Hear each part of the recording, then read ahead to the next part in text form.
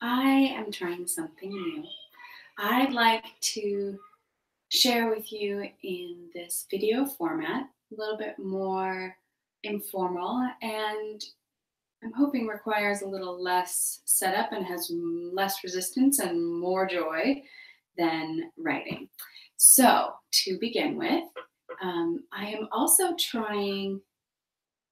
I am also trying using Google dictation to see if I can get this to come out in a typed written form so that I can add that as well to the blog. So, part of what I'm doing right now also is real life is still happening. My children are playing in the living room, and it's very likely that they're a little hungry and crisis may ensue. And part of what I wanted to do was to capture what that looks like and feels like because this is life for me. And I couldn't do this if they were sleeping because it would wake them up. And I don't have a lot of childcare in my life. So this is real life. I today wanted to share with you my morning routine. And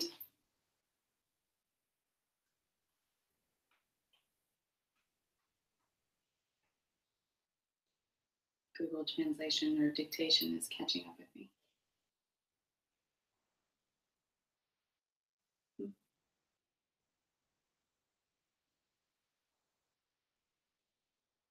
All right. So, my morning routine is flexible, but I do have one that usually that brings me, I would say, the most grounded, centered feeling. It begins with getting up before my children, which is challenging because I very much prefer my nights and my evenings. I could just work and read and be on my device into the wee hours. It's very easy and natural for me. I ask my sweet husband to come into our room and give me a kiss when he gets out of the shower. He gets up at early 5:15 because he's out of the house by 6:15 to head to work 6:30. So I asked him to pop in, give me a little kiss, just to kind of help me get up so that I can shower and be awake enough in time before our kids wake up so that I have time to do my thing. And my thing is usually starts with some sun salutations. I strive to do 10, but I'm happy if I do two. This morning I did 6. And I like that it gets the blood flowing. I do a lot of like stretching out my sides while I do it. Try to focus on my core a little bit to get that activated. It's nice, get the blood flowing. And then I sit and I meditate. And when I first started doing the meditation, I probably started like 2 minutes. And now I'm doing 20 minutes. And that's for a couple of reasons. One, that I'm that meditation muscle is a lot stronger in me these days. And also, I find so much value in it. And my teachings and learnings these days have really made me even more aware how important that practice is. So I'm more willing to sacrifice that time. So this morning I sat for 20 minutes, and honestly, a month ago, I wouldn't have wanted to do that because I would rather have gotten to my desk earlier and sooner. Um, I use an app called the Insight Timer. I think it's from the Insight Meditation Institute. And I like that it has recorded meditations that you can listen to, or you can just put the timer on. It rewards you for doing a certain amount of consecutive days or a certain number of days. I don't know how I feel about that, but I guess it's a little motivating. It also can pretty quickly trigger the self-loathing narrative that so easily enters into my life of, oh, I didn't meditate today, so I'm not going to get my star. It kind of sets you back sometimes. But for the most part, I find it very helpful. Today, I really focused on my chakras. You can tell, even just thinking about them, and I straighten up. Focused on just breathing into each chakra and releasing. And I did think about the color of each chakra, and but not trying to force anything about a certain rotation or movement in the chakra, or even like trying to infuse it with a color, just more of kind of connecting with each one by thinking about the color. And just a really gentle practice of breathing in whatever that chakra may need and releasing what is no longer suitable or no longer serves that chakra, and allowing my body and my intuition to know what that means and what that is. So that was that. After I do a little yoga and some meditation, I come to my desk. Some days I make a little coffee.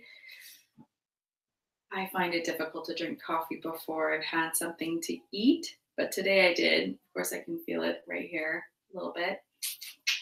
So something to work on, something to think on.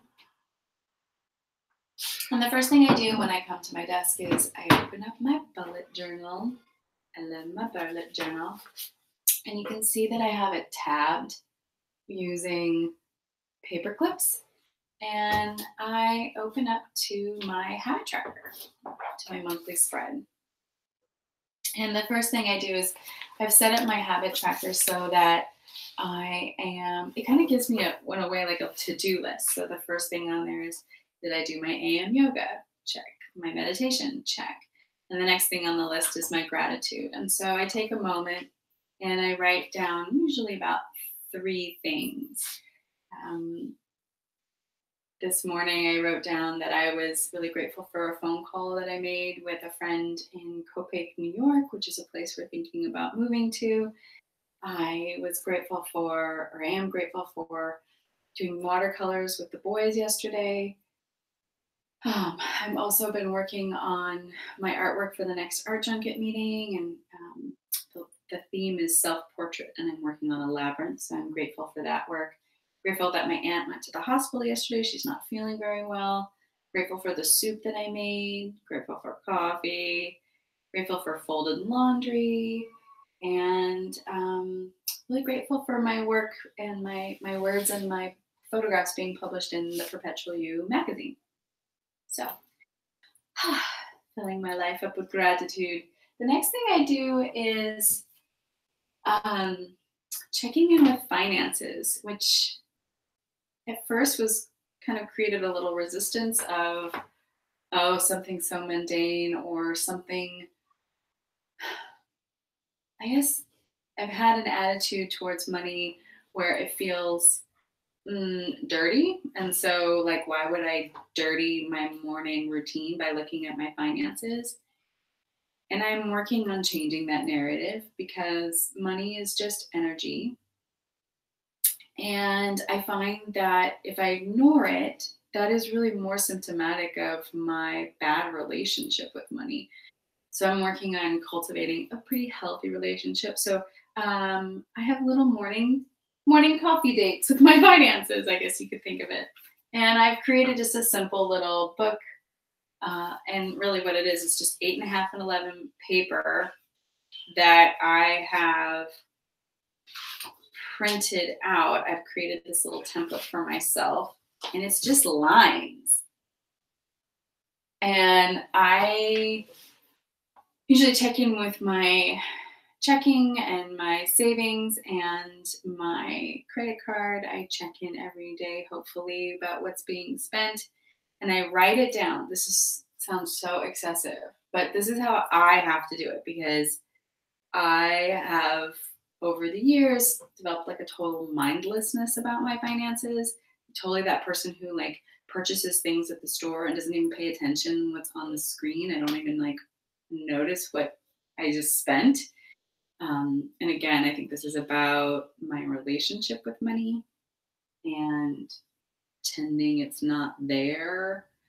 So I write down every transaction, and we're a pretty much a plastic using family. We very seldom use cash, and primarily that's because this is the way we track our finances.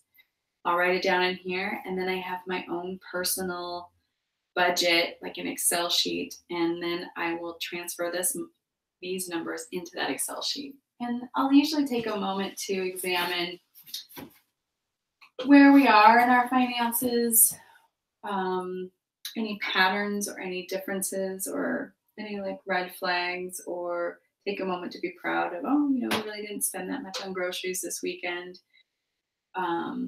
It's like that. So, finances, check. The next thing that I have on my habit tracker is, I call it desires. And it is an opportunity for me to check in with my goals and my intentions. So in my bullet journal, I flip back to the goals that I've created for 2018. See them there. And you can see like there's lots of edits in them. And at first I was really reluctant to doing that, to tweaking them. But over time, I found that when I sat with them, that was important. Some of these no longer serve me. Some of them I've got greater clarity. And most mornings, I'll usually just sit here and go through each one. I will phrase it out loud quietly because I'm not waking my children. And I will start with the overarching theme for, well, if you're paying attention to the work that I did at the beginning of the 2018, I set my intentions using the Feng Shui Bagua map, which breaks up life and your home into 9 quadrants. And that allowed me to create greater focus on my goal setting so that I could focus on just my wealth and prosperity for a moment. And then another quadrant is fame and reputation. Another one is marriage and relationships.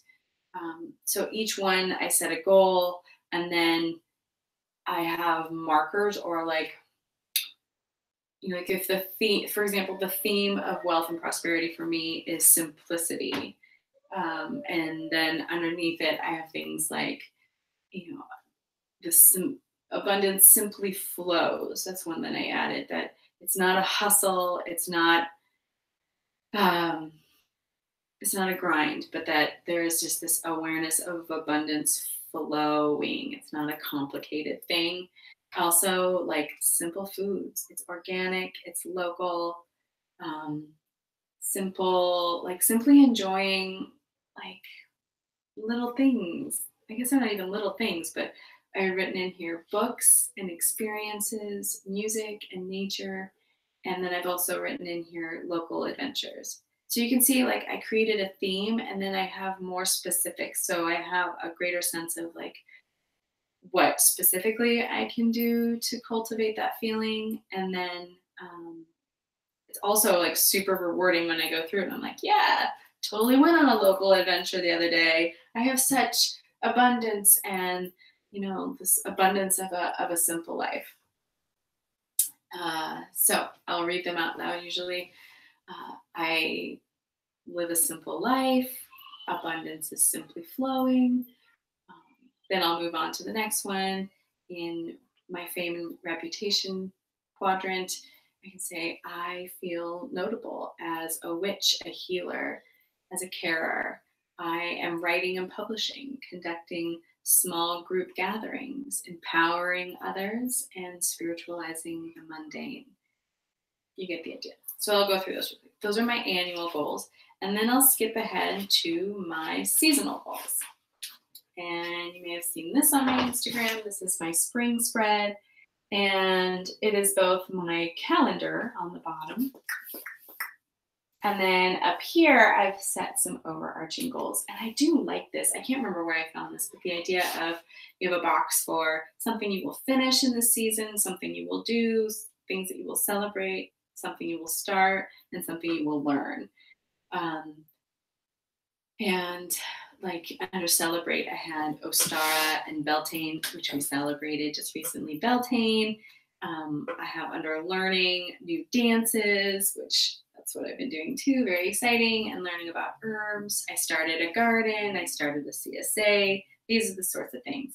And then I also have a list of things on here like camping trip and a visit to a little amusement park called Fairyland, which where we had free tickets. Neither of those things have happened. So I will then usually take a moment to skip ahead to my monthly calendar or my weekly calendar and think, where is that gonna fit in? So after spring, I move ahead to my monthly spread. And on my monthly spread, this is actually the back of my habit tracker, and it folds over. And these are the different themes or quadrants from the feng shui. And so I took a little time at the beginning of the month, did some tarot. That's what these little markings are, like 8 of Swords, 9 of Pentacles, to gain greater clarity on the kind of goals that I want to work on this month. So I'll go through that and start thinking like in my mind, like, am I working on that? Is that happening? For example, local adventures. We just went 2 days ago down to the Martinez shoreline. Under Frame and Reputation, I wrote Tarot Reader. And I haven't done any work on that. I've started talking about it a little bit. I'm not really sure how to bring that out in the world. This is one way. I'm letting you know that I am starting to do tarot readings for other people. And I'll go through this list and then again, like putting down, like looking at my weekly schedule and adding those in, and also taking a moment with each of these to say it out loud as if it's already happened. I'm so grateful for all the local adventures we've been on. I love being a tarot reader for other people. It brings me so much joy. I feel like I get to be of service. It's connecting me with my community and my tribe in a really powerful way that I had not experienced up to this point. Yada, yada, you get the idea. I have also in here, these are like big dream kind of goals and intentions. I also have like a straight up goals list, and I've broken it into 3 categories. Those are the 3 like sectors of my life: home, magical homemaking, my website, and then art junket, which has nothing on it right now, although I do have a ton of things to do. So obviously I'm not completely on top of everything. But again, this is real life, folks. So after I do my monthly goals, this all really doesn't take that long. I switch over to my weekly calendar. And I take a second to look at like what's on my weekly agenda. This is usually like my meal planning, my overarching things that I need to do. And I take a second to look at my intentions and maybe add some things to my list of things to do. Here's where I also take a second to connect with the influences in my life. So I have 4 things that I track in my journal, and they are here. I track how long I've slept, where is the moon, where am I in my menstrual cycle, and what is the weather. And my thinking here is that these are impacting me, and I want to gain greater awareness of the status of these things so that I can be informed about what's influencing me. And really, this really started with tracking my menstrual cycle, and I use an app called Hormonology, and it talks about the hormones that are going on in my cycle. And so, for example, I know I'm on day 9 of my cycle and my estrogen is going up.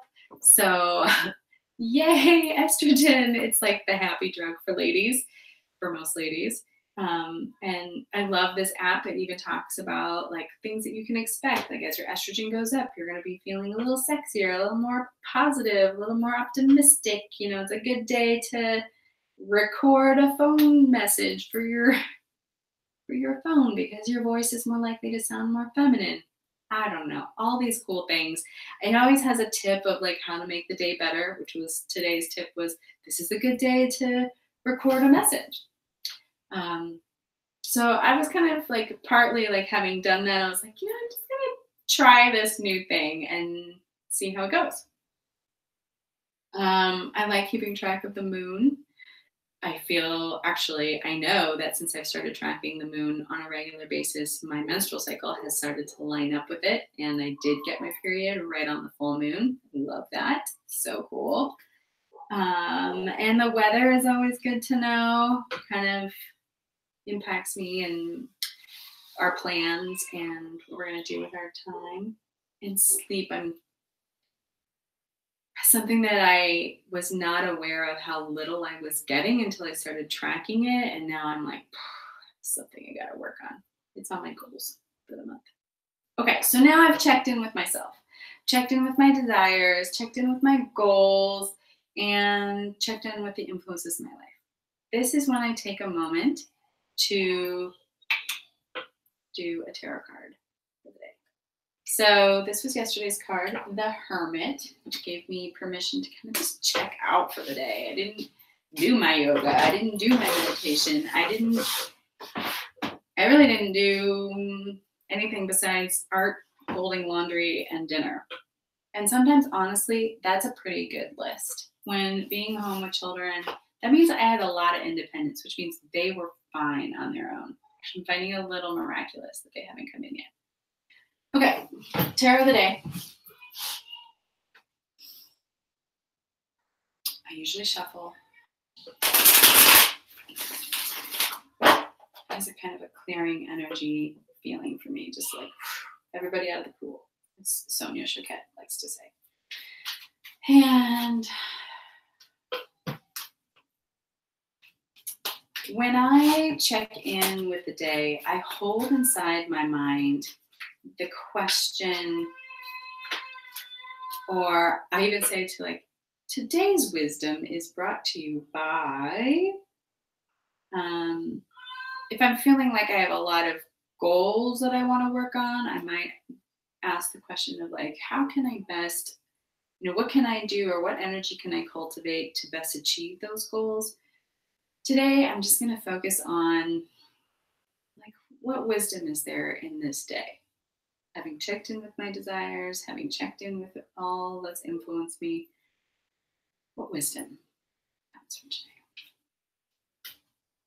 I find that I have the most successful readings when I take a moment to breathe, take 3 deep breaths, pull the energy up through my legs. Child. Yes, August. Are you feeling hungry? Yeah. Okay. The toast needs to toast, so will you push the button on the toaster? And then in 3 minutes, we'll be ready. Thank you. I pushed it. Come here for a moment.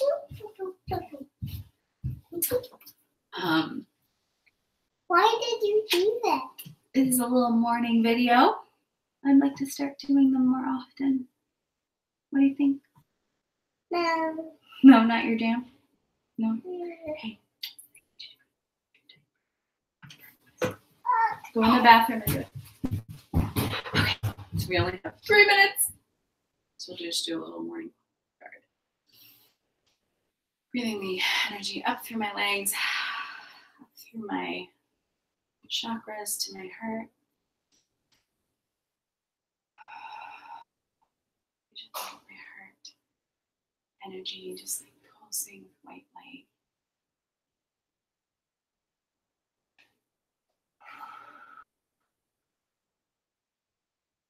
Sonia Choquette recommends putting the tongue on the top of your mouth and letting the Slowly.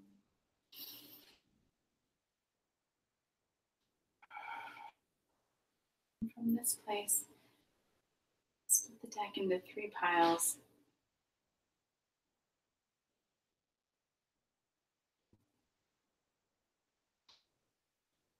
One on top of the other. Sometimes check the bottom. Get the bottom is the energy from where it's all coming from. So this morning, the 9 of fire. And then, The garbage.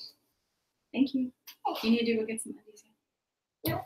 Today's card, ooh, 10 of Earth, wealth. So, an invitation to, Is toast heating up?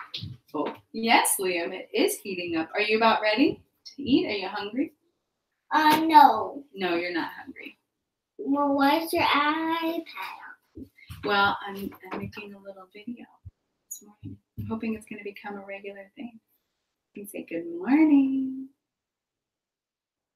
Yeah. Because I'm going to send it to some good people. No. Yeah. No, you can do it yourself. The 10 of Earth, an invitation to see the wealth in your life. It's so easy for me living in this one income, super frugal life to focus on what we can't afford and what we don't have. I think it is.